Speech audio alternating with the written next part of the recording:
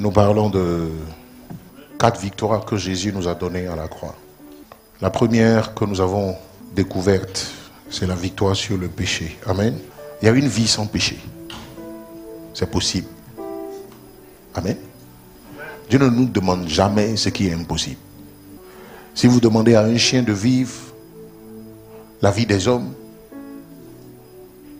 vous saurez que c'est impossible pour le chien de vivre la vie des hommes. Quelqu'un dit Amen. Le chien partage le quotidien de l'homme, mais le chien ne peut pas vivre la vie de l'homme. Pourquoi? Parce que Dieu ne lui a pas donné la vie humaine. Dieu lui a donné une vie animale. Amen. Nous avons reçu en héritage la vie de Dieu. Dis avec moi, la vie de Dieu. Dis Amen.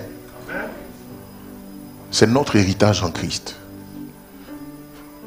Et le modèle par excellence de cette vie de Dieu-là, c'est ce modèle que Jésus a transporté. Quelqu'un dit Amen.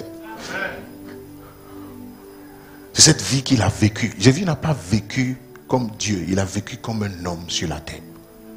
Parce qu'il fallait qu'il devienne homme pour partager les choses des hommes, le quotidien des hommes, les faiblesses des hommes. Et la Bible dit que il a vécu comme un homme, mais jamais il n'a succombé à la tentation. Quelqu'un dit Amen? Oui. La Bible dit qu'il est paru comme un faible homme. Mais en lui, il y avait la vie divine. Il y avait la vie surnaturelle. Quelqu'un dit Amen? Un homme investi de la vie de Dieu. Un homme investi de la vie éternelle, de l'éternité. Et Dieu voulait par Christ nous montrer le modèle de vie. Alléluia. À laquelle il nous a désormais appelés en tant qu'enfants de Dieu. C'est pourquoi la Bible dit que Jésus est le premier-né d'entre les fils de Dieu. Quelqu'un dit Amen? Ça veut dire que nous sommes les sœurs, les petites sœurs et les petits frères de Jésus. Dis Amen. Tu comprends ça? Tu comprends bien, tu comprends pas? C'est pour cela qu'au-delà de tout ce qui peut exister, au-delà de tout ce que tu peux désirer avoir, cherche d'abord à ressembler à Christ. Amen. Parce que l'argent va finir. Les biens matériels vont finir. Tu comprends? La gloire humaine va finir. Les richesses vont prendre fin. Mais il y a une seule chose qui va nous rester pour l'éternité. C'est notre ressemblance à Christ. Dis Amen. Et c'est d'ailleurs fort de cette ressemblance que nous serons enlevés au ciel avec le Seigneur. Si vous ne ressemblez pas à Jésus, vous n'allez pas connaître l'enlèvement. Que vous mouriez ou que vous restiez vivant avant que Christ ne vienne, vous ne serez pas enlevés. Parce qu'à l'enlèvement, les morts qui sont morts en Christ vont ressusciter. Et les vivants qui auront vécu pendant son retour, et les morts et les vivants, nous serons ensemble enlevés dans les airs. Tu crois en ça? Tu crois? Il y en a qui ne savent même pas qu'est-ce que ça veut dire. Ils pensent que c'est une histoire. Amen. Écoute-moi. En Christ, la plus grande espérance que tu puisses avoir, c'est d'attendre au retour de Jésus. Parce que la terre et tout ce qu'elle renferme, tu vas la connaître que 80, 90 ans pour tous, pour ceux qui sont robustes, au plus 100, 102, 103 ans. Actuellement, ceux qui vivent 100 ans, ils sont trop rares. Vous comprenez? Donc j'ai envie de te demander ce matin, est-ce que tes quêtes sont au-delà de tes 80 ans? Tu es devenu chrétien pourquoi? Pour te marier? Il ne faut pas être ici, ici là. Tu n'as pas besoin d'être ici pour te marier. Il faut aller t'arrêter à la mairie les samedis, vendredi. Tu vas voir que les gens se marient. Ils ne connaissent pas Dieu. Mais ils se marient. Ils travaillent. Ils ont de l'argent. Ils ont de très bonnes positions. Alléluia. Oui. Ils font ce qu'ils veulent. Ils ont envie. Ils font ce qu'ils veulent. Ils se payent de grosses voitures. Ils ont des jets privés. Ils ont des bateaux. Ils ont des avions. Donc, nous ne parlons pas de ça. Dis amen. Nous parlons d'éternité. Éternité. Si tu es dans cette maison, tu dois chercher l'éternité. Tes quêtes doivent être liées à l'éternité. Dis amen.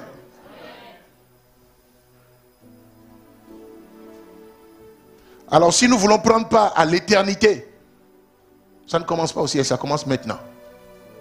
Dis amen. Oui, parce que ce que tu vas être dans l'éternité commence maintenant. Là où est-ce que tu vas passer l'éternité, tu le détermines maintenant. C'est maintenant que tu fais le choix. Quelqu'un dit amen. Alors quand tu vois ta vie, qu'est-ce que tu vois? Oh Jésus, puisses-tu m'aider à me marier? J'ai mon foyer. Aide-moi. C'est pas mauvais, Jésus veut t'aider. Quelqu'un dit amen. Jésus veut t'aider. Et il va le faire. Mais toi, je te demande de ne pas travailler pour de la nourriture qui va périr. Est-ce que tu penses que tu ne sais pas que ton mariage a fini? Tu sais ça, non? Si. Le mariage c'est pour maintenant. Les plaisirs dans le mariage c'est pour maintenant.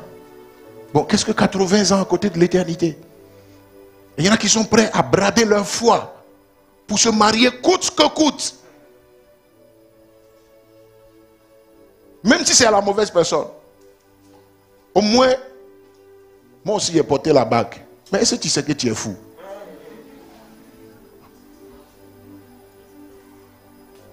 C'est pas censé. Quelqu'un dit amen? Jésus à qui tu demandes le mariage, est-ce que lui-même il s'est marié? Et à cause du mariage, à cause de ce que tu n'es pas marié, tu as fait une dépression. Et tu as refusé de prier, de venir à l'église. Et tu es prêt à renier la foi pour te marier. Et dire, ah pasteur, en tout cas moi, cette année-là fini que Jésus fait rien là. Moi il aime me chercher. Parce que pour lui, là, on ne comprend pas, ça dure trop. Amen. Amen. Tu vas te chercher, c'est quoi? Ça veut dire quoi? Amen. Ça veut dire que tu vas te trouver toi-même un homme. C'est ça, non? Oui. Tu vas te trouver un mari. Je suis en train de vieillir, j'ai 40 ans. J'ai 40 ans. Toi, tu sais que pour une femme, la ménopause là, c'est vite venu. Je te dis, c'est une histoire authentique. Hein. Moi, j'ai décidé d'être. S'il ne fait rien, je lui donne encore cette année. C'est-à-dire, tu fais des menaces à Jésus. Tu lui donnes ultimatum. À Jésus. Jésus quoi? Tu vois s'il est mort pour ton mariage? Et si tu ne te maries pas, ça fait quoi? Si toi tu ne te maries pas, la terre va s'arrêter. Tu sais, marie-toi. Et tu as dit, et toi et ton mari, vous allez brûler en enfer pendant que Dieu sera encore sur son trône. Alléluia. Ce sera dommage pour toi. Jésus dit, il dit, si votre bras est pour vous une occasion de chute, coupez-le. Si le mariage doit être pour toi une occasion de chute, c'est-à-dire à cause du mariage, tu vas abandonner la foi. Il dit, il vaut mieux pour toi ne pas être marié. C'est ce que ça veut dire. Si votre bras là, est une occasion de chute pour vous, coupez-le. C'est dur, non? C'est une parole qui est dure. Il dit pourquoi? Parce qu'il vaut mieux pour toi rentrer dans le royaume des cieux manchot que de brûler dans le feu de l'éternité avec tes deux bras. Amen. Quelqu'un dit amen. Va au ciel manchot. Avant que tu ne franchisses la porte du ciel, ton bras qu'on a coupé là, ça va pousser. Pourquoi? Parce qu'il n'y aura pas de manchot au ciel. Dis amen. C'est une image. Hein? Que Dieu te bénisse. Regarde le voisin, dis-lui, aime Jésus.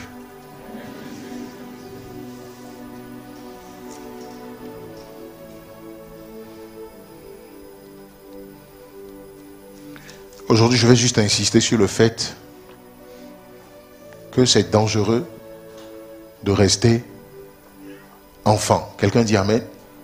L'enfance qui perdure, qui dure et dure et dure. L'enfant qui ne devient jamais adulte est en danger. Quelqu'un dit amen. Nous parlons de comment vaincre la chair. Dis avec moi la chair. Et enfant ici est synonyme de chrétien charnel. Dis amen. Le chrétien charnel, c'est qui? Le chrétien charnel, c'est le chrétien qui, selon Romains 8, marche par la foi. Marche, par la chair. Dis avec moi la chair. Dis avec moi la chair.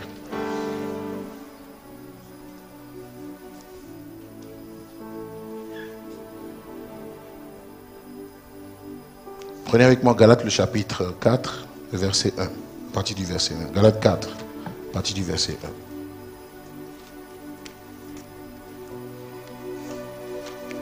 Je veux que quelqu'un lise le passage.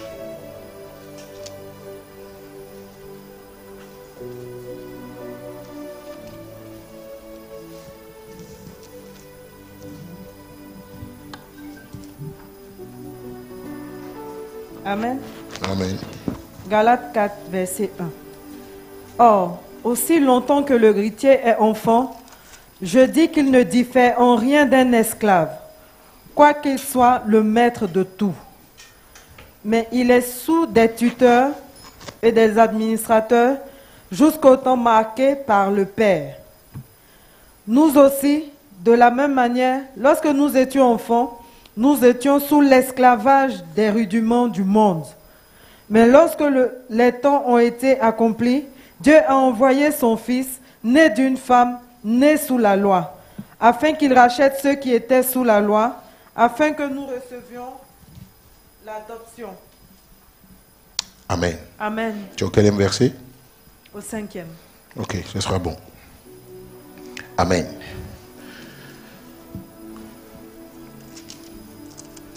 Or, aussi longtemps que l'héritier est enfant, je dis qu'il ne diffère en rien d'un esclave. Quelqu'un dit amen? C'est quoi la différence entre l'enfant et l'esclave? La différence entre l'enfant et l'esclave, c'est que l'enfant est héritier. Amen. L'esclave dans la maison n'est pas héritier. À quoi est-ce que nous comparons l'esclave aujourd'hui? À un serviteur qui travaille chez toi à la maison. Un nounou, un blanchisseur, tout ce que vous voulez. Ce n'est pas ton enfant. Il n'est pas sorti de tes entrailles. Quelqu'un dit amen. Tu l'as embauché pour un boulot. Quelqu'un dit amen. C'est un serviteur. Dans le temps, on achetait aussi des serviteurs, des esclaves. Alléluia. Voilà, on achetait des esclaves, comme Joseph a été acheté par Potiphar. On pouvait acheter un esclave. Il venait chez vous et il restait là toute la vie. Un esclave vous appartient toute la vie. Il travaille chez vous toute la vie. Alors, il va travailler chez vous. Si il veut se marier, s'il y a des femmes esclaves dans la maison, il va se marier à une d'entre elles. Quelqu'un dit amen? Oui. Et ils font des enfants. Et tous ceux-là sont des serviteurs, des esclaves qui sont à ton service. Donc, des esclaves peuvent venir chez toi et se multiplier dans la maison. Quelqu'un dit amen? Oui. Et maintenant, à côté des esclaves, il y a des enfants aussi qui sont dans la maison. Eux, ils sont des enfants légitimes. Ils sont nés de toi et de ta femme. Quelqu'un dit amen? Ceux-là, le rapport qui vous lie à vos enfants n'est pas le même rapport qui vous lie à un serviteur. Quelqu'un dit amen? Fût-il dévoué, il ne sera jamais votre enfant. Pourquoi? Les choses sont comme ça. Dis amen. Voilà. Si vous avez un nounou, un serviteur, trop, si vous l'avez trop aidé, vous lui donnez 200, 300 000 francs pour aller se débrouiller. Quelqu'un dit Amen. Bon, aujourd'hui, le fait de garder des serviteurs ou des esclaves n'existe plus en tant que tel. Je pense que ça existe sous d'autres cieux. Hein. Même au Maroc, ici, dans les pays maghrébiens, là, les gens continuent de pratiquer l'esclavage. Hein. Sous d'autres cieux, ça existe. Mais pas en Côte d'Ivoire ici. Quelqu'un dit Amen. Voilà. Donc dans nos maisons, on a des nounous qui sont là pour un temps. Jésus va dire aussi, Paul va dire que, il dit que le serviteur, c'est Jésus qui parle, il dit le serviteur ne reste pas toujours dans la maison. Alléluia. Mais le fils reste toujours dans la maison. Quelqu'un dit Amen. Aujourd'hui, la nounou qui est chez toi, elle va partir demain. Vous comprenez? Le jour, elle ne fait pas ton affaire, tu la mets dehors. Le jour, elle ne fait pas ton boulot, vous vous séparez. Donc ce qui vous lie, c'est une affaire de gain. Elle fait ton travail, tu la payes. Quelqu'un dit Amen? Oui. Quand elle te respecte là, ce n'est pas parce qu'elle veut te respecter, c'est à cause de son argent. Elle respecte en réalité son argent. Le jour où tu ne la payes pas, tu vas te rendre compte que en réalité, elle ne te respectait pas. C'est le salaire qu'elle respecte. Dis Amen? Oui, parce que quand tu vas manquer deux mois, troisième mois, elle va commencer à te montrer. Amen? Qu'elle n'est pas ta fille, qu'elle est ta servante. Mais un enfant, tu l'as payé, tu ne l'as pas payé où? Il est dans la maison. Quelqu'un dit Amen. Derrière un enfant, on ne le paye pas.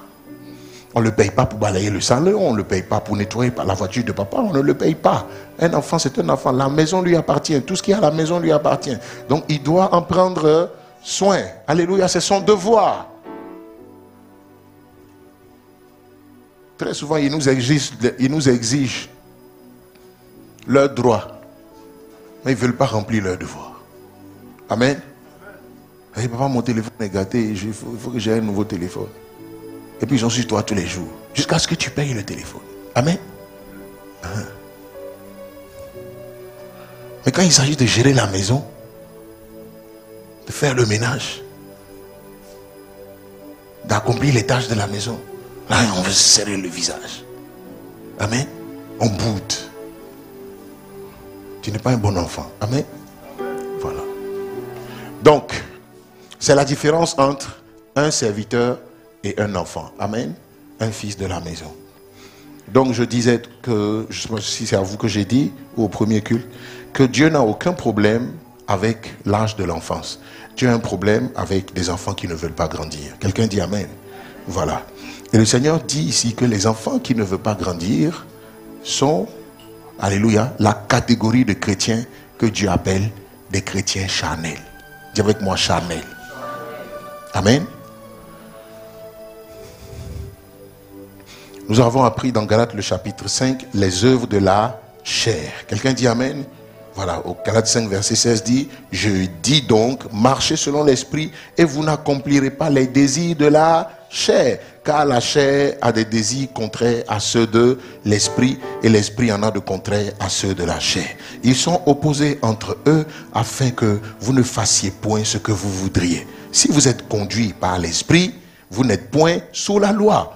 Or, les œuvres de la chair sont manifestes. Ce sont l'impudicité, l'impureté, la dissolution, l'idolâtrie, la magie, les inimitiés, les querelles, les jalousies, les animosités, les disputes, les divisions, les sectes, l'envie, l'ivrognerie, les excès de table et les choses semblables. Ça veut dire que la liste n'est pas finie.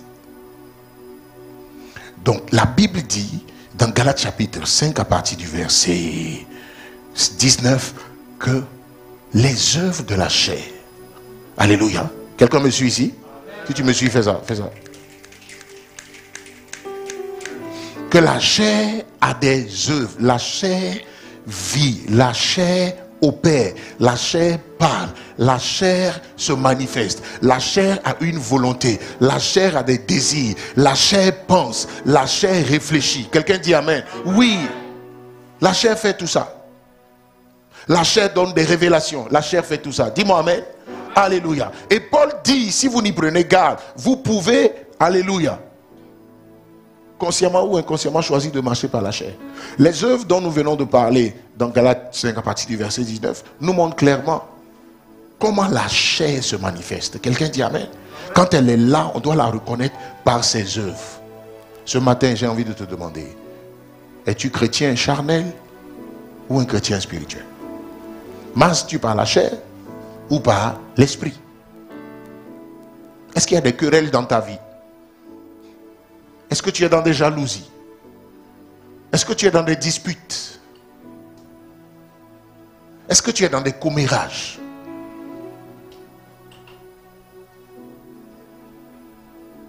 Est-ce que tu es dans l'impudicité? Tu es dans la masturbation, dans le mensonge, le vol, dans l'adultère? Voici les œuvres de la chair. Et Paul dit, on peut être chrétien, on peut avoir donné sa vie à Jésus et continuer à fonctionner par la chair. Mais si c'est le cas dans votre vie, la Bible dit que ce qui vous est réservé, c'est la mort. Paul dit, ceux qui marchent par la chair mourront. Il dit, si vous marchez par la chair, vous mourrez. Mais si par l'esprit, vous faites mourir les actions du corps, vous vivrez. Quelqu'un dit Amen. Regarde le voisin, dit, choisis de marcher par l'esprit. Alléluia. Gloire à Jésus. Amen. Au premier culte, je n'ai pas pu vraiment développer mon message parce qu'il était l'heure. Je pense que c'est encore le cas. Amen. Il est bientôt 13 heures. Que Dieu me fasse grâce.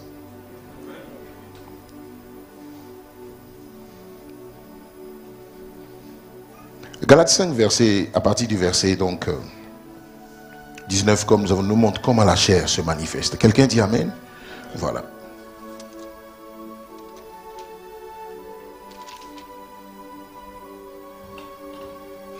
On va continuer.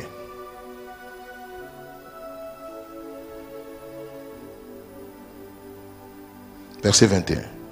Donc j'ai lu l'envie, l'ivrognerie, les excès de table et les choses semblables. Je vous dis d'avance, comme je l'ai déjà dit, que ceux qui commettent de telles choses n'hériteront point le royaume de Dieu. Amen. Amen.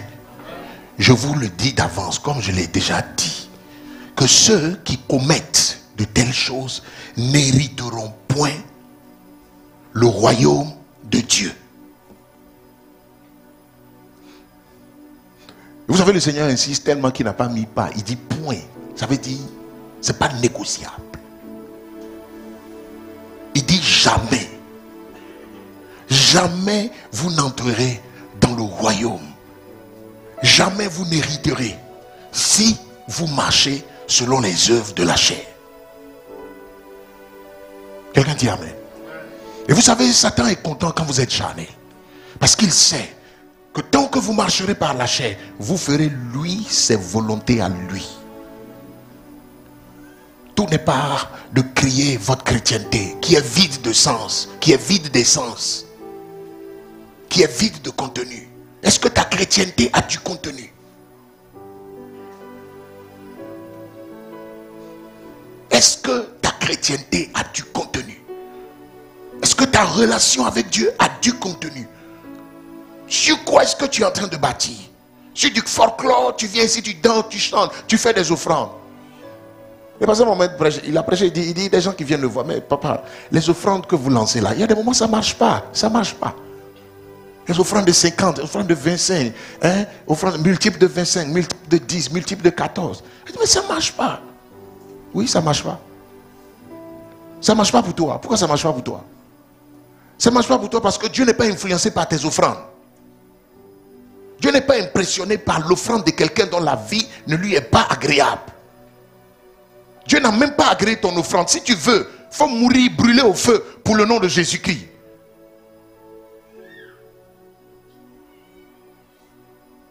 Mais si c'est pour te faire voir, parce que ceux qui sont charnels aiment se faire voir. Si c'est pour ta propre gloire, tu n'auras aucune récompense. Quelqu'un dit Amen. Il dit, Paul dit, vous donnez votre corps à brûler si vous n'avez pas l'amour. Cela ne sert à rien. Il dit, tu peux offrir tous tes biens aux pauvres. Si tu n'as pas l'amour, c'est-à-dire si tu n'as pas Dieu, parce que Dieu est amour. Si tu n'as pas Dieu, il dit, ça ne sert à rien. C'est pour rien que tu le fais. Quelqu'un dit Amen. Il dit, mais les offrandes, ça ne marche pas. Ça marche, ça marche et ça marche. Ça marche quand votre vie élève vers Dieu une bonne odeur, une odeur agréable à Dieu.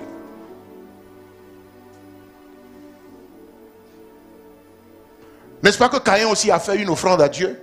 Du fruit de son travail, du fruit de la terre. La Bible dit que Dieu n'a pas agréé son offrande. Dieu n'a pas agréé l'offrande d'Abel et de Caïn. Pourquoi? Parce qu'il n'a pas approuvé Caïn. Donc Dieu n'avait pas d'abord un problème avec l'offrande de Caïn. Dieu avait un problème avec Caïn. Pourquoi? Parce qu'il avait un mauvais cœur. Il avait un mauvais cœur. Et ton offrande ne peut pas te dédouaner au ciel de ton mauvais cœur. On n'achète pas Dieu. On ne peut pas acheter Dieu. Donc ne crois pas que par une offrande tu peux racheter. Qu'est-ce que tu vas racheter? Jésus est la plus parfaite, excellente offrande que Dieu a faite. Alléluia. Pour que notre vie lui soit agréable. Toutes tes offrandes que tu apportes, si ce n'est pas sous-tendu par l'amour que tu as pour le Seigneur, en abandonnant le monde, les œuvres de la chair, en renonçant à toi-même, Dieu ne prend plaisir à aucune de tes offrandes. Si tu veux, il faut donner des milliards. Dieu s'en fout de ça. Ce que Dieu veut, c'est l'offrande de ta vie. Dieu veut que tu lui donnes ton cœur. Dieu veut que toi-même tu t'offres à lui. Il ne fait rien à ton offrande si toi et ton offrande, vous ne venez pas sur l'autel. Il ne fait rien avec ça. Dis amen. C'est toi que Dieu veut. C'est ton cœur qu'il veut. Il veut ta vie. Toi, tu gardes ta vie et tu viens avec des offrandes. Pendant que ta vie n'est pas agréable à Dieu, Dieu n'agrée pas tes offrandes. C'est pour cela qu'il n'a pas agréé l'offrande d'Abel.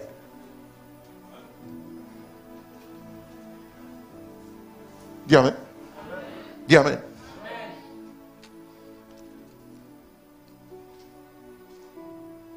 Il dit, vous ne pouvez pas hériter le royaume de Dieu. Il n'a pas dit le royaume des cieux. Il dit le royaume de Dieu. Quelqu'un dit amen. Vous savez, un jour, Jean-Baptiste, au comble de la dépression, a envoyé dire à Jésus, alors qu'il était en prison, il a envoyé demander à Jésus, est-ce que c'est vraiment lui qui est le Messie? Quelqu'un, toi-même, tu as baptisé. Tu as vu l'Esprit descendre sur lui, comme une colombe. Et Dieu a parlé au ciel, tu as entendu. Et tu vas envoyer demander encore à ce monsieur-là s'il est vraiment le Fils de Dieu. Alléluia. Il a dit, s'il est vraiment le Fils de Dieu, je fais quoi en prison même? Alléluia. Et Jésus a dit aux envoyés de Jean-Baptiste, il dit, allez lui dire que le royaume de Dieu est parmi nous. Quelqu'un dit amen. Que les sourds entendent, les aveugles voient, les paralytiques marchent. Dites-lui que le royaume est là. Vous savez, le royaume de Dieu est différent du royaume des cieux. Le royaume de Dieu, c'est votre héritage sur la terre ici. Dis amen. Dis avec moi, le royaume de Dieu. C'est votre héritage sur la terre. C'est la gloire de Dieu sur la terre. Le royaume de Dieu, c'est Canaan. Le royaume des cieux, c'est l'éternité dans laquelle nous retrouverons le Seigneur. Mais le royaume de Dieu, c'est ici. C'est votre règne avec Christ ici.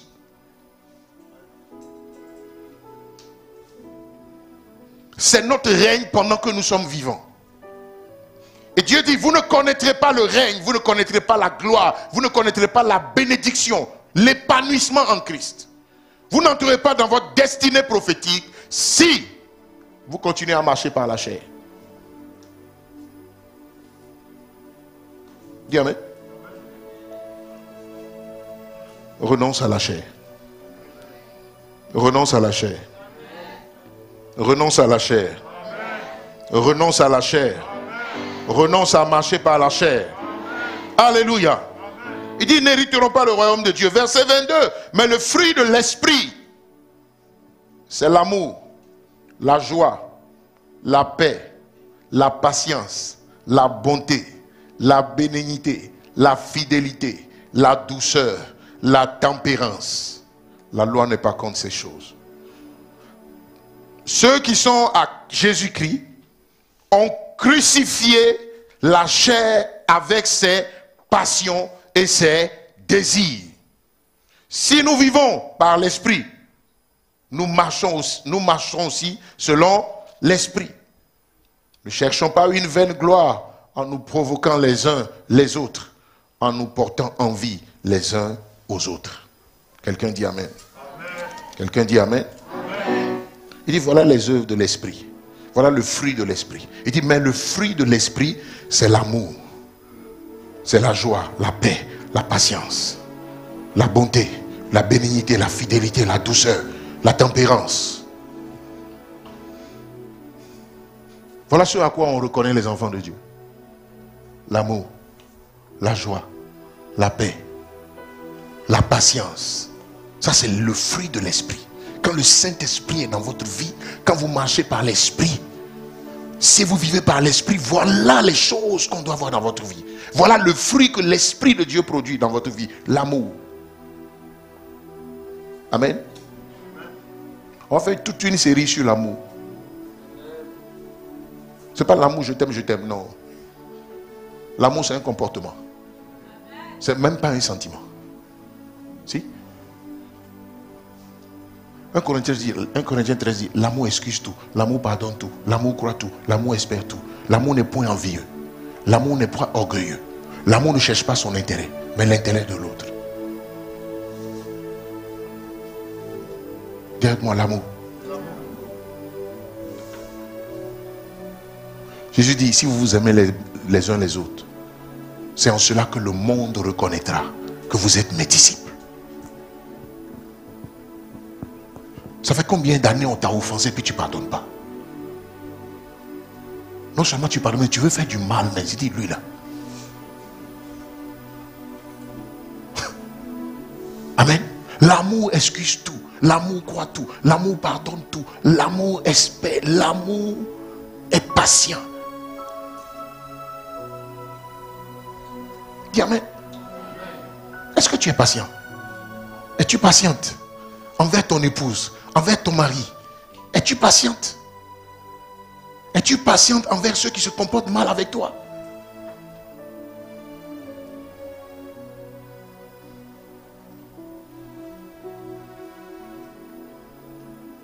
Il dit la joie, c'est le fruit de l'esprit. La paix, c'est le fruit de l'esprit.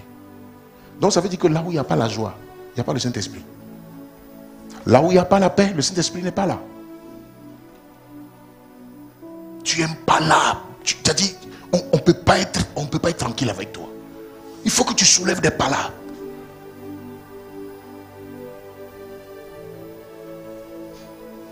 Dans le même département, tu ne parles pas aux gens. Dans la même famille, tu ne parles pas à ta maman, tu ne parles pas à ton papa. Oh, ils m'ont offensé, ils m'ont blessé, ils m'ont laissé, ils m'ont abandonné. Tu es la première personne qu'on abandonne. Jésus, ils l'ont abandonné. Ils ont mis des pointes dans ses mains et dans ses pieds pour toi. Ils lui ont planté une couronne d'épines sur la tête. Il n'a rien fait. Toi au moins, on t'en veut pour quelque chose. Jésus n'a rien fait. C'est pour tes péchés, mes péchés, qu'il a été autant humilié. Mais pendant qu'il était humilié, il criait à Dieu, Seigneur, pardonne-leur, car ils ne savent pas ce qu'ils font. J'ai dit, mais Seigneur Jésus, ceux-là, ils savent ce qu'ils font. Ils sont en train de te clouer. Dis Amen. Il dit, pardonne-leur, car ils ne savent pas ce qu'ils font. Jésus savait, moi, que s'il entrait au séjour des morts avec un seul péché, il ne serait pas ressuscité. Il aurait raté le but. La mort n'allait pas laisser Jésus sortir. Si un seul des choses du diable était dans sa vie, pendant qu'il arrivait au séjour des morts, la mort n'allait pas le laisser. C'est pour ça que la mort a retenu tous ceux qui sont arrivés à elle. Vous savez pourquoi nous allons ressusciter? Pour la gloire, nous allons ressusciter parce que nous aurons revêtu Christ. Parce que seul Christ a vaincu la mort. Si vous arrivez au séjour des morts sans revêtir Christ, vous n'allez pas vous ressusciter. Vous n'allez pas être ressuscité. Le Saint-Esprit ne va pas vous ressusciter. Pourquoi? Parce que les œuvres de la mort vont vous condamner au séjour des morts. Quelqu'un dit Amen? La mort et le séjour des morts sont des entités. Ne pensez pas que c'est un endroit comme c'est des entités. C'est des esprits. Quand tu arrives là, Ton scanner est à l'écran, comme ça, on te scanne à l'écran. Quand Jésus est arrivé, ils l'ont scanné. La mort l'a scanné. Vous savez, avant qu'il ne meure, il dit, le prince de ce monde vient, il n'a rien en moi. Il n'a rien en moi. Aucune œuvre du diable n'est en moi. Aucun sentiment de Satan n'est en moi. Aucun sentiment de colère, de haine, de mépris pour les gens. D'orgueil, de fanfaronnade. Aucun sentiment négatif n'était en Christ quand il allait au séjour des morts. Aucun péché. C'est pour cela que tu dois mourir en Christ. Si tu ne meurs pas en Christ, tu ne vas pas ressusciter. Et mourir en Christ veut dire quoi? Mourir avec sa nature. Si tu ne meurs pas avec la nature de Dieu, c'est pour ça que tu sois vivant ou pas, que tu sois mort ou vivant avant que Jésus ne revienne, si tu n'as pas revêtu Christ, tu ne seras pas enlevé. Si tu es mort avant qu'il ne revienne, tu ne seras pas ressuscité. La mort va te retenir. Mais tu vas ressusciter au dernier jour pour le jugement. Mais pour ce qui est de la résurrection, de l'église qui sera enlevée, toi tu ne seras pas dedans.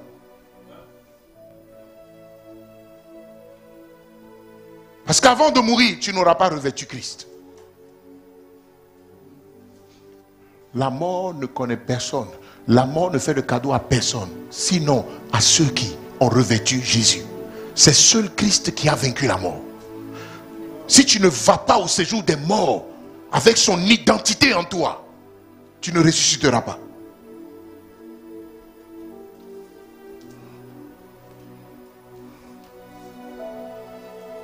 Quelqu'un dit Amen. C'est pourquoi la Bible dit, les morts en Christ ressusciteront les premiers. Ensuite, les vivants, nous les vivants, nous serons changés en un instant. Nous serons revêtus d'un corps glorieux. Et ensemble, nous rejoindrons le Seigneur dans les airs. C'est pourquoi la Bible dit, prépare-toi à la rencontre de ton Dieu. Prépare-toi à la rencontre de ton Dieu.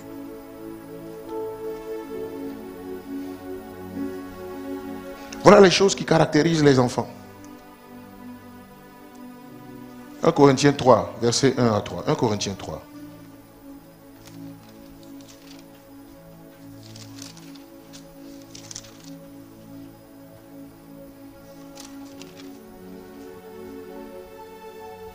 Pour moi, frère, ce n'est pas comme à des hommes spirituels que j'ai pu vous parler, mais comme à des hommes charnels, comme à des enfants en Christ. Je vous ai donné du lait et non de la nourriture solide, car vous ne pouviez pas la supporter. Et vous ne le supportez pas même à présent. Parce que vous êtes encore charnel. En effet, puisqu'il y a parmi vous de la jalousie et des disputes, n'êtes-vous pas charnel? Dis-moi, jalousie. Les disputes. Et les œuvres de la jalousie, vous êtes charnel. Et ceux qui sont charnels n'hériteront pas le royaume de Dieu. Dis, hey. Tous les jours, tu es en train de faire palabre. Tous les jours, tu fais palabre. Tous les jours, tu fais palabre. Amen. Tu es jaloux. Tu es jaloux. Tu es jalouse. Vous savez ce qu'on appelle la jalousie? Qui peut définir la jalousie?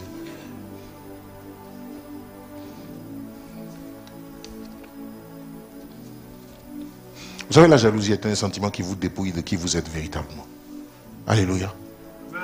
Vouloir ressembler à l'autre, faire comme l'autre, avoir ce que l'autre a. Et ça te fait mal quand les gens réussissent.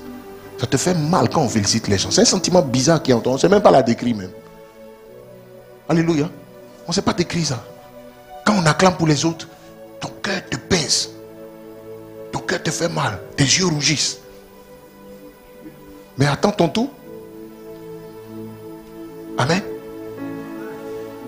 C'est la sorcellerie. Si. Ah bon? Lui, il a acheté une voiture maintenant. Donc c'est ce qu'il vient nous dire au village ici, qu'il a acheté une voiture. D'accord? Il n'a qu'à quitter le village. S'il est arrivé à Abidjan, c'est ça.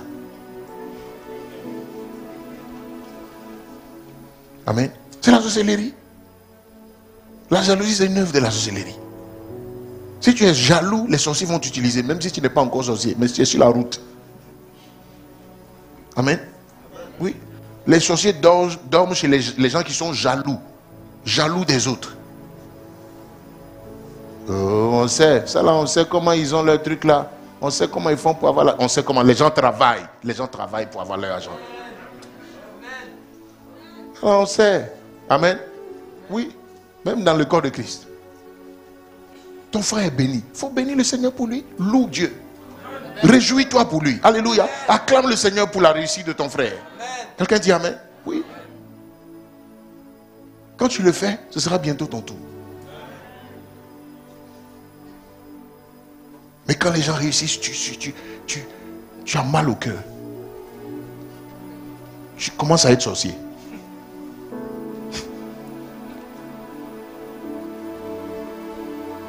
Et la jalousie entraîne des disputes. Amen.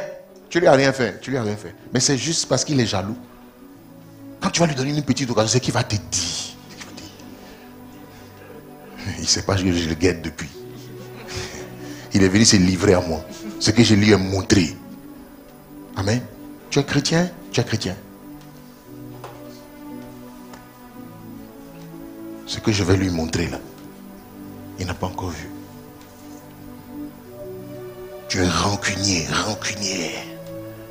Depuis combien d'années ce truc-là est dans ton cœur? Tu ne laisses pas. Hein? Surtout les femmes. Les soeurs. Elle peut te rappeler qu'il y a 5 ans, c'était un samedi soir, à 18h45. Tu étais en chemise rouge.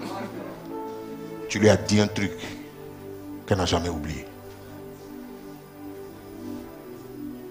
Elles sont dans les détails. Amen. Elle va te rappeler ça. Si tu pouvais te rappeler des versets bibliques comme ça de la parole de Dieu. Dis Amen. Touche quelqu'un, dis lui abandonne la jalousie. Amen. Ton frère a une promotion au travail. Yo. Ta soeur a une promotion au travail. Elle soit le patron. Elle soit le patron. Et quand les païens tiennent ce genre de langue, toi aussi tu mets ta bouche dedans. Ça on dirait c'est vrai. Ce n'est pas vrai. Tais-toi. Tu es chrétienne, tais-toi. Loue le Seigneur pour le succès, pour la promotion de ton frère, de ta soeur, de ton collègue. Loue. Bénis Dieu pour sa vie. Si tu le fais, on le fera bientôt pour toi aussi. Pourquoi tu as du mépris pour tous ceux qui réussissent? Qu'est-ce qui ne va pas? Amen. Il dit en effet, puisqu'il y a, verset 3, en effet, puisqu'il y a parmi vous de la jalousie et des disputes. Non, telle personne a dit ça, j'ai appris que tu as dit ça, j'ai appris que telle personne a dit ça. Et tu sais quoi? Tu sais ce qu'elle a dit sur toi? Tu sais ce qu'elle a dit? Et vous allez vous asseoir chez vos copines et vous commérez toute la journée. Amen. Tu as une commère, on ne t'a pas envoyé, Occupe-toi des choses qui te regardent, des choses qui te concernent. La vie des gens est dans ta bouche. On a dit quoi aujourd'hui? On a dit quoi? On dit quoi? Toi, tu n'es pas au courant. On n'est pas au courant de quoi? On n'est pas au courant. Amen. Et tu es devenu radio-commérage. C'est chez toi. On doit apprendre tout ce qui ne va pas bien dans l'église. Alléluia. Le Saint-Esprit n'est pas dans ce genre de comportement et de vie. Oui, le Saint-Esprit n'est pas à l'aise chez toi. Pourquoi toi tu regardes que tu ne vois que ce qui ne va pas chez les gens?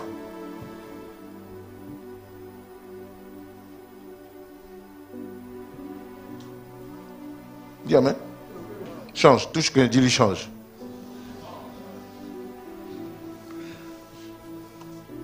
Ce genre de personnes, tu dois les éloigner de toi et tu dois t'éloigner d'elles.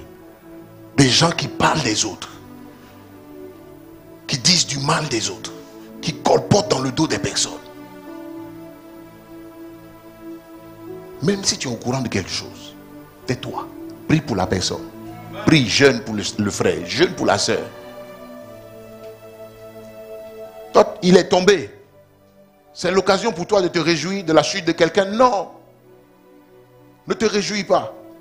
Ne te réjouis pas. Ne te réjouis pas. Au contraire.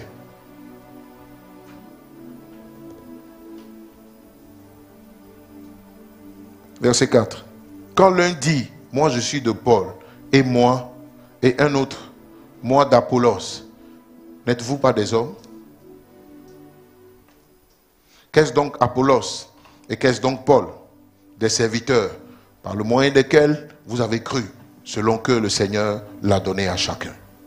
J'ai planté, Apollos a arrosé, mais Dieu a fait croître, en sorte que ce n'est pas celui qui plante qui est quelque chose, ni celui qui arrose, mais Dieu qui fait croître. Celui qui plante et celui qui arrose sont égaux, et chacun recevra sa propre récompense selon son propre travail. Car nous sommes ouvriers avec Dieu. Vous êtes le champ de Dieu, l'édifice de Dieu. De quoi Paul parle en fait? À Corinthe, dans l'église de Corinthe, il y avait des divisions. Amen. Oui, il y avait des divisions, des dissensions. L'église était divisée. Apollos était aussi un disciple ou bien un apôtre. Quelqu'un dit amen? Oui. Et dans l'église, on dit, oh, moi je préfère Paul. Il y a un groupe qui préférait Apollos. Oh, il enseigne bien. Quand lui parle, on comprend. Amen. Mais quand Paul parle, on ne comprend rien. Paul a pris des décisions. On dit non, il n'aurait pas dû. Si c'était Apollos, là, il n'a pas décidé des choses comme ça. Et il y avait des clans dans l'église. Des partis pris. Au point, dans une église, même église là, il y a une partie qui est pour la femme du pasteur, et puis il y a une partie qui est pour le pasteur. C'est-à-dire un couple qui est divisé et qui gère une église divisée. Alléluia. L'église s'est cassée, le mariage s'est cassé, tout s'est brisé. Ils se sont dispersés. Je vous parle de quelque chose d'authentique. Non, ce n'est pas une histoire que je vous raconte. C'est la vérité. Amen. Madame est partie à gauche, monsieur est parti à droite. Il y a des fidèles qui ont suivi madame, il y en a d'autres qui ont suivi monsieur. Quelqu'un dit amen. L'esprit de division est un ennemi de l'église. C'est un ennemi de croissance de l'église. Quelqu'un dit amen. Des partis pris. C'est de la déloyauté, c'est de l'infidélité. C'est charnel. Paul dit, mais écoutez, Apollos, moi, on n'est rien. On n'est rien. Nous sommes tous des serviteurs de Dieu. Il dit, si vous avez des partis pris, dans la tribu, dans le département, des partis pris,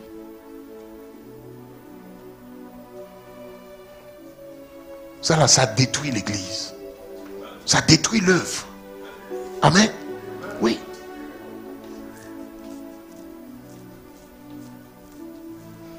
Un jour, un pasteur a laissé son église à son assistant. Pendant que le pasteur était encore en voyage, l'assistant l'appelle. Il dit, Dieu s'est révélé à moi. Je rends mon tablier. Le temps que le pasteur arrive, il a divisé l'église, il est parti avec la majorité des fidèles. Dis amen. Le pasteur est venu constater que l'église était en lambeaux. Dis amen. Il est parti. Un des fidèles qui l'ont suivi, il dit, mais moi, il allait le voir, il dit, moi-même j'attendais depuis. Tu attendais quoi depuis? Cette décision, tu vas la prendre depuis? Tu attendais quoi? Tu es un homme de Dieu. Il y a des gens comme ça qui cautionnent la rébellion dans l'église. qui soutiennent les ministères rebelles à leur père. Il a le voix dit, je m'attendais à ça depuis. Tu as trop tardé d'ailleurs. Il dit, tiens, il lui offre une BMW, flambant neuf. Il n'a pas eu le temps de jouer la BMW, il est mort. Il est mort. Il est mort. Quelqu'un dit amen. Vous savez, quand Dieu est dans un endroit, à moins que les gens soient en train de s'amuser là-bas, si Dieu est là, faites attention. S'il est un homme de Dieu, faites attention à lui. S'il est un serviteur authentique de Dieu, faites attention. Gardez-vous de lever le talon contre lui, de parler contre lui. Vous allez avoir des problèmes. Pourquoi? Parce qu'en réalité, quand vous rébellez contre un homme de Dieu, c'est contre Dieu que vous vous rébellez. Le pasteur ne lui a rien dit. Et il est mort. Il n'a même pas eu le temps de rouler la BMW. Il est mort. Il a rendu l'âme. Amen. La division est un ennemi de Dieu. La rébellion est un ennemi de Dieu. Dis amen. Oui. Satan a pris le tiers des anges, il est descendu ici. Où est-ce qu'il est? Il est où? Amen. On attend de régler son compte bientôt. Oui, Dieu finit par régler le compte de tous les rebelles.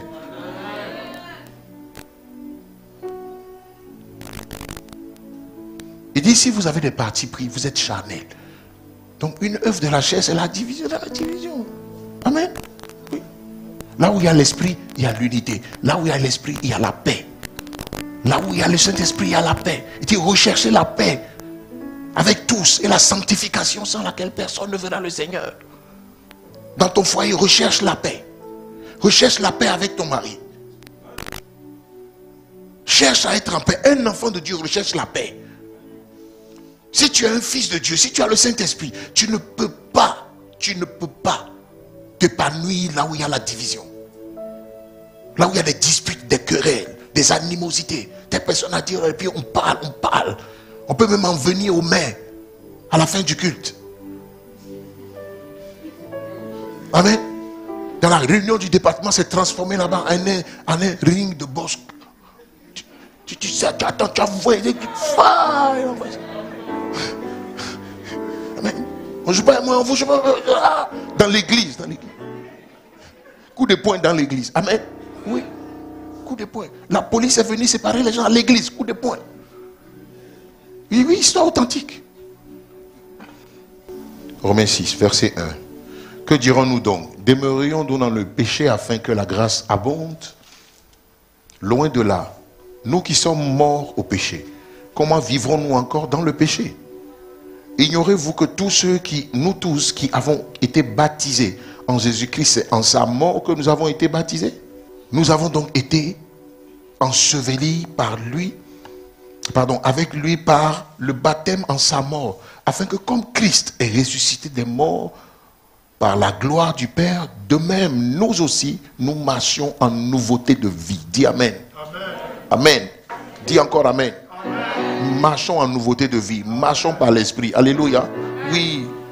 Produisons des fruits dignes de notre repentance. Verset 5. En effet, si nous sommes devenus une même plante avec lui par la conformité à sa mort, nous le serons aussi par la conformité à sa résurrection. Quelqu'un dit amen.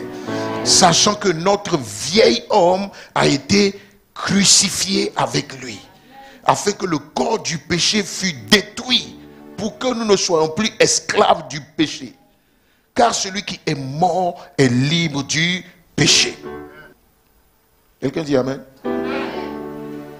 Ici, il nous montre au verset 6 que le vieil, dis avec moi, le vieil homme. Vous savez, le vieil homme, il est différent de la chair. Amen. Le vieil homme, c'est la nature du péché qui était en nous. Et la Bible dit que nous tous qui avons été baptisés en Christ, nous avons été baptisés en sa mort et en sa résurrection. Quelqu'un dit amen?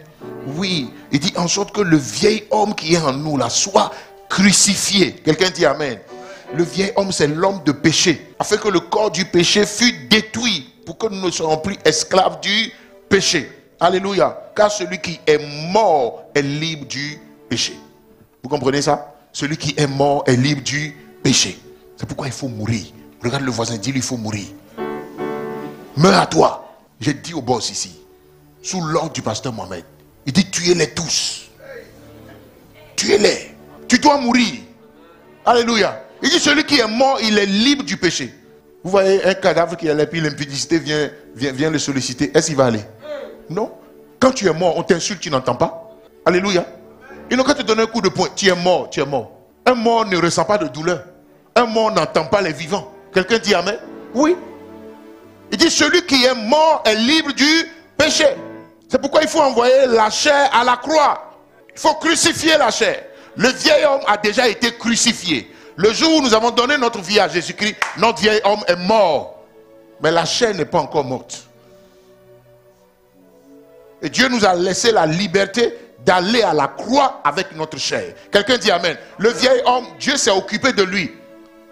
Vous comprenez? Dieu l'a tué. C'est pour cela que tu as reçu un être nouveau. Tu as reçu une vie nouvelle. Oui, tu es une nouvelle création. Quelqu'un dit amen. C'est déjà un fait. On n'a pas dit tu seras une nouvelle création. Tu l'es déjà. Le vieil homme est mort. L'homme du péché est mort. C'est pour cela que tu peux vivre une vie totalement agréable à Dieu. Pourquoi? Parce qu'il y a un homme nouveau qui est venu en toi. La nouvelle création. Elle est sans péché. Mais elle est en toi. Mais très camouflée par la chair. Quelqu'un dit amen? C'est pourquoi quand tu arrives à triompher de la chair, à la dompter, à l'emmener à la croix, il faut l'immobiliser là-bas jusqu'à ce qu'elle meure. Quelqu'un dit amen? Oui. Je suis un enseignement du pasteur Mohamed où il disait que, en fait, parce qu'il dit, mais Seigneur, quand on crucifie la chair là, pourquoi elle fait comme si elle n'est pas morte? Amen. Pourquoi elle parle tous les jours comme ça? En fait, la chair là, elle ne meurt pas vite. Si?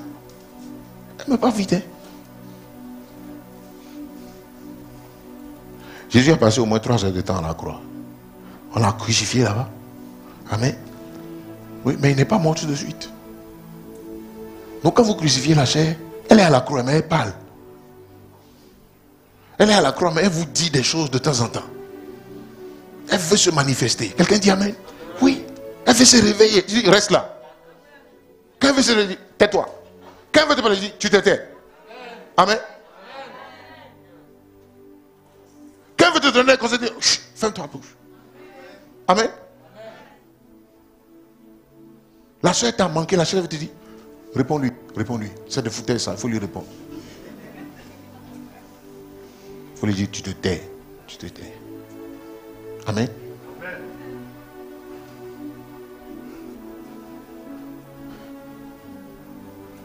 Vous allez voir que toutes les tentations auxquelles le diable a soumis à Jésus étaient des tentations de la chair. Vous n'avez pas remarqué? Hein? Il dit regarde. Il dit mange. Vous n'avez pas remarqué? Il dit mange. Il dit regarde. Regarde toute la richesse et la gloire du monde. Si je te prosterne, je vais te donner. Regarde, je peux te donner la célébrité, la renommée. L'orgueil. Hein? Le diable a fait monter des pensées d'orgueil. Il dit je peux te donner la renommée. C'est la chair. Je peux te donner la gloire. Prosterne-toi devant moi. Je peux t'enrichir. Toutes les richesses du monde sont à moi. Adore-moi. Et à chaque fois, Jésus, par son esprit, a fait appel à une arme puissante que je vais vous enseigner quand je vais vous montrer comment on marche par l'esprit. Si. À une arme puissante qui est la parole de Dieu. Un des moyens efficaces pour marcher par l'esprit, c'est la parole. Dis amen. Arrive de m'énerver pour une situation. Je ne parle pas. Je parle pas. Donc pour digérer le mauvais sentiment, je garde, je parle pas jusqu'à ce que je finisse de prier. Pourquoi? Parce que quand tu vas parler, tu ne diras rien de bon. La colère ne fait pas la volonté de Dieu. Vous n'êtes pas obligé de parler. Vous comprenez ça? Vous n'êtes pas obligé de parler. Quand vous vous mettez en colère, ne parlez pas. Mais la chair va te dire, oh, faut parler, faut parler. Mais tu ne parles pas. C'est de la maîtrise que d'être en colère, de ne pas parler. Et de prier jusqu'à ce que votre colère se dissipe. Quand la colère sera dissipée, que vous aurez parlé, ensuite, vous parlerez par l'esprit et non par la chair. Mais si vous parlez sur l'effet de la colère, vous ne direz rien de bon. Même si ce que vous dites est vrai, ce n'est pas constructif. Ça n'édifie pas. Ça va blesser. Il ne faut pas parler. Quelqu'un dit amen? Sinon ta bouche te brûle, tu veux parler. Ne parle pas. Directement marcher par l'esprit. Amen. Si vous voulez dire, si vous devez dire quelque chose quand vous êtes en colère, dites: la joie de l'Éternel est ma force. Alléluia. Proclame ce verset. Réjouissez-vous. Alléluia. Réjouissez-vous dans le Seigneur. Et Paul dit: soyez toujours joyeux. Réjouissez-vous. Comment ça se dit? Je me réjouis dans le Seigneur. La joie de l'Éternel est ma force. Alléluia. Je ne cède pas aux œuvres de la colère. Et à chaque fois que le diable a envoyé une tentation à Jésus, c'est des pensées, hein? Il t'envoie ça. Pour lui retourner la pensée, tu cites la parole de Dieu. Amen. Pourquoi vous devez connaître les versets? Il ne faut pas dire: je te chasse au nom de Jésus. Non. On ne chasse pas une pensée. Amen. On fait taire une pensée par son opposé dans la parole de Dieu. Ne chassez pas la pensée, vous n'allez pas pouvoir. Quand la pensée commence à venir, trouvez le remède de la pensée, qui est la parole de Dieu. Alléluia. Approprié à la pensée charnelle que vous avez reçue. Quand l'impudicité, par exemple, commence à vous solliciter, allez écouter tous les messages qui parlent de sanctification. Vous serez délivré naturellement. Si? Allez méditer sur un verset qui parle de l'impudicité, ou un verset qui vous exhorte sur la sanctification. Vous allez voir que les pensées, l'oppression de l'impudicité va partir. Quelqu'un dit amen? Oui. La méditation, la proclamation de la parole. Quelqu'un dit amen? Il faut déclarer la parole. Déclarer la parole. On va apprendre ça, déclarer la parole. Sur les situations, vous devez déclarer la parole de Dieu.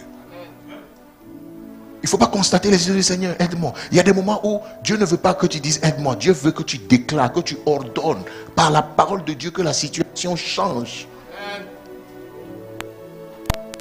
Dis amen.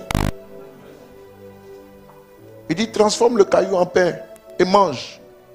Jésus dit: il est écrit. Dis avec moi: il est écrit.